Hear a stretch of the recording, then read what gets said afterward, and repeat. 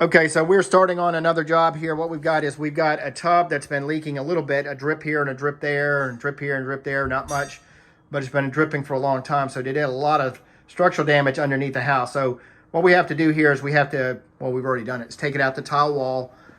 This is a cast iron tub. We're gonna have to break that up and take it out in pieces, and then we can get to the subfloor and the joists that are underneath that are rotten. I'll show you from the other side of the wall. This is the half bath that is adjacent to it. You can see the rot in the joist. This is a triple joist there, and then we're going to probably catch that joist and probably the next one over as well. We're going to relocate this toilet here because this the way they had this bathroom laid out just didn't make any sense. You open the door, and bam, there you are sitting at the toilet. So what we're going to do is we're going to move that toilet over here on this wall, and then we're going to put a pedestal sink right here. Can I fit it correctly? All of the plumbing that was in the wall is 40 years old. So while we've got all this stuff opened up, we are taking the pipes out and the valves and everything like that. And then we're going to run all new stuff from inside the bathroom, drop it down into the crawl space. So everything that's going to be in the wall cavity will be brand new, not 40 years old. Doesn't make sense to spend this kind of money and time and not replace the pipes that are almost inaccessible otherwise. We got some electric baseboard heats that we have taken out, and the lines are capped off. Interesting enough, these are aluminum lines. We've capped them off and we've de-energized them at the power box. When I go in the crawl space, what I'm going to do is I'm going to cut those wires, physically cut the wires, and safely terminate them in their own junction box with caps. We're going to run all new plumbing in this wall too. This will be the new shower diverter. There's an access panel that goes into the closet there, so that'll make everything nice and smooth.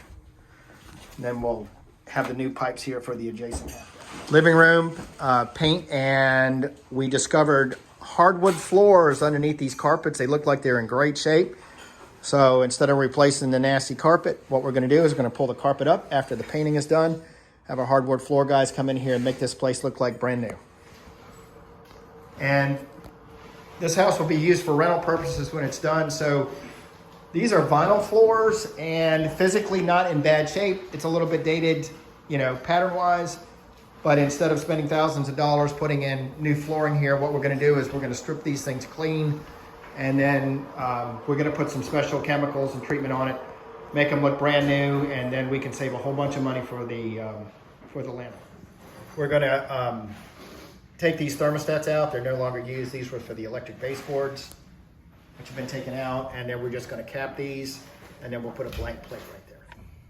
So we're in the crawl space, and what we're doing now is this is a cast iron pipe, and it's part of what we're getting rid of, and you can see why there's been some issues here. It's just all roached out. So there's PVC here. What we're going to do is we're going to take all this old cast iron out. It won't take much time, you know, from where we're at now.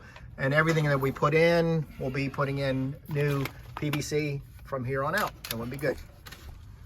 There's really nothing wrong with this other than this house is probably 40 or 50 years old, and you can see it is time to do a few little improvements.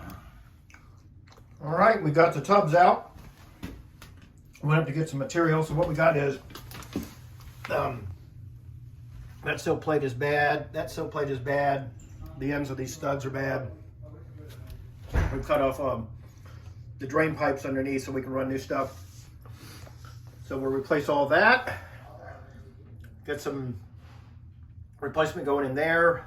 Fix that joist, and definitely going to fix that joist. Rip the rest of the stuff out of here, and we'll be ready to start putting them all back down.